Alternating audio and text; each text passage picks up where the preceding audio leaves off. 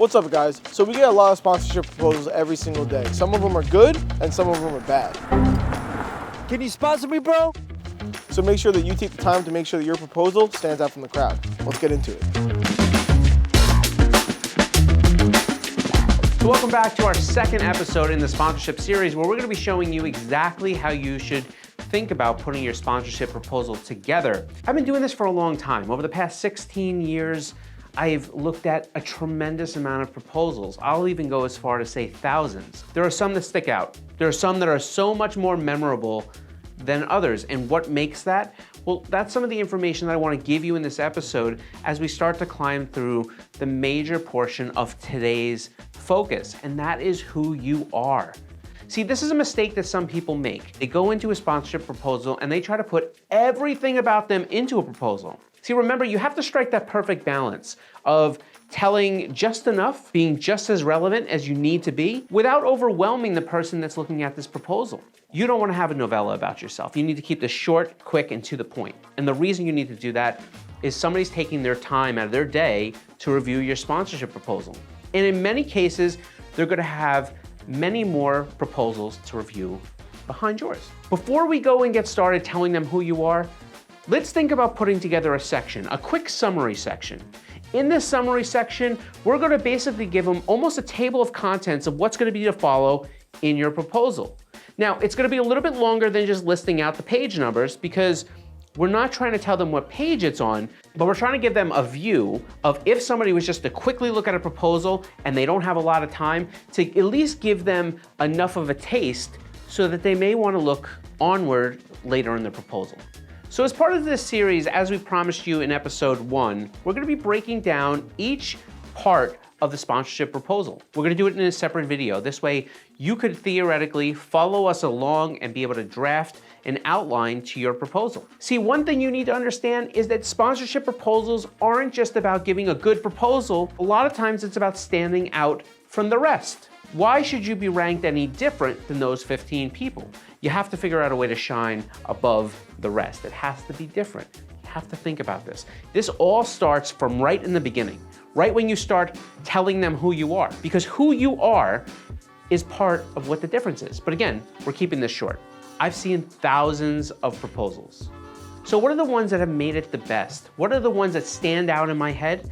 They're the ones that were so unique, but also had a lot of content in there, and it was extremely meaningful. They've come in all sorts of shapes and sizes. We had ones that came by video, meaning there was nothing on paper. We had ones that came in beautifully decorated PDF. We had one that came in an office and it was actually a package. Now, is the method that we receive the proposal something that's going to gear in or factor in to whether you will earn a sponsorship?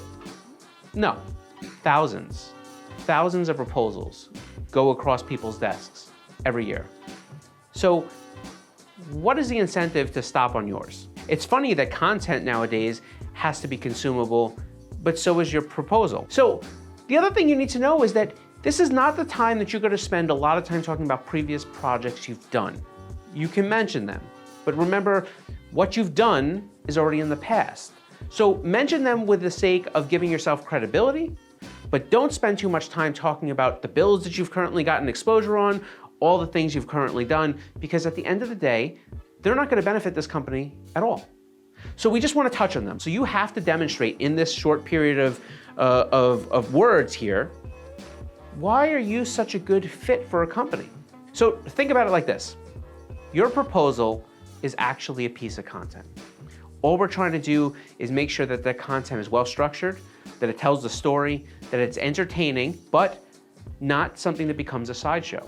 Because we don't need to make it look silly, we do need to give them a glimpse of what you're capable of. Okay, so that's it. We made it to the end of the episode. We hope that you found this useful. We hope that you now understand exactly what you're supposed to be conveying about yourself. But just in case, let's recap some of the points that we did in this episode. The first thing we're going to want to do is we want to summarize exactly what we're trying to do. Give the reader a taste of exactly what you're trying to accomplish later in the proposal. The second thing we want to be able to do is we want to be able to keep it brief. Tell us the things that are unique about you, but condense it. Get it all into one shot. The next thing we want to do is we want to be unique. We want to stand out from the rest. right? We have to be able to tell them exactly about you, but we have to do it in a way that nobody else tries to do.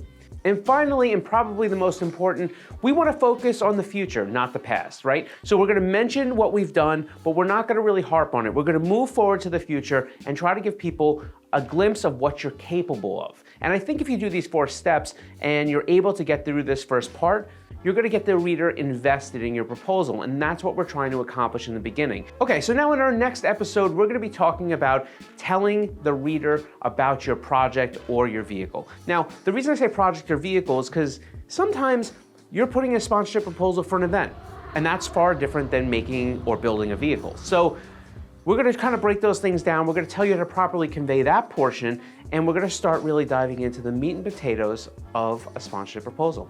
Thanks for hanging out with us. We will catch you on the next episode.